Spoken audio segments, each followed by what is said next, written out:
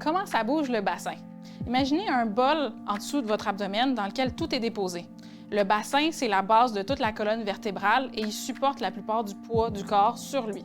Ce bol est supporté par sa forme et sa force. Qu'est-ce que je veux dire par sa forme? Bien, il faut revenir à la base de l'anatomie du bassin.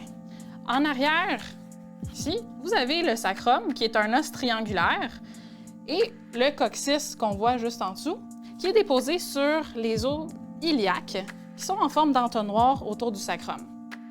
Donc, le sacrum s'accote dessus et ils le soutiennent. Ils vont s'attacher ensemble en avant, qui viennent former l'articulation de la symphyse pubienne. Et ça vient faire un cercle qui supporte tout le poids en imbriquant les os entre eux. La stabilité par la force, elle, ça veut dire que les muscles qui sont autour du bassin stabilisent. Il y a deux groupes de muscles qui stabilisent, les muscles profonds et les chaînes musculaires.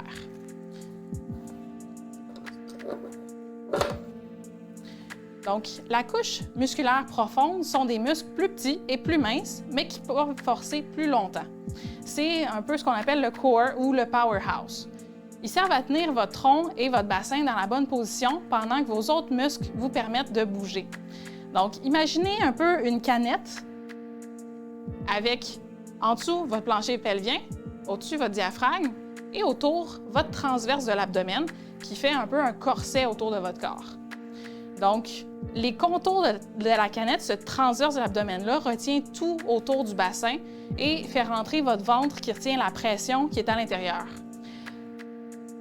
Le plancher pelvien, lui, vient retenir de dessous. Le diaphragme vient retenir de dessus. Et c'est ça qui vient tenir la stabilité. Donc, si vous essayez d'écraser de haut en bas la canette, quand elle est pleine et pas ouverte, comme la gravité fait dans notre corps, elle ne va pas s'écraser parce que tous ses rebords sont solides et tiennent toute cette pression-là. Mais si vous faites des trous dans votre canette, comme si votre transverse de l'abdomen ne fonctionne plus bien, et là qu'on essaie de l'écraser, c'est là que la canette ne va pas être solide puis elle va venir s'écraser. Donc, c'est le principe du core ou de la stabilité par la force. Tous les muscles travaillent ensemble pour retenir et former une base solide sur laquelle le reste du corps peut se déposer. Mais en plus du corps, il y a les muscles plus superficiels qui fonctionnent en chaîne musculaire. Donc, si on vient voir en arrière du squelette, on a en X le grand fessier qui viendrait s'attacher du fascia thoracolombaire jusqu'à la hanche ici. Et en haut de l'autre côté, on a le grand dorsal qui vient s'attacher de l'épaule jusqu'au fascia thoracolombaire aussi. Et ça, on l'a des deux côtés, ça forme un peu un hamac qui vient tenir le dos. En avant, on a l'équivalent. Toujours en X, on a les psoas et les adducteurs qui partent de votre hanche et qui viennent s'attacher à vos vertèbres. Et on a les obliques de l'abdomen qui viennent de vos côtes à votre os iliaque.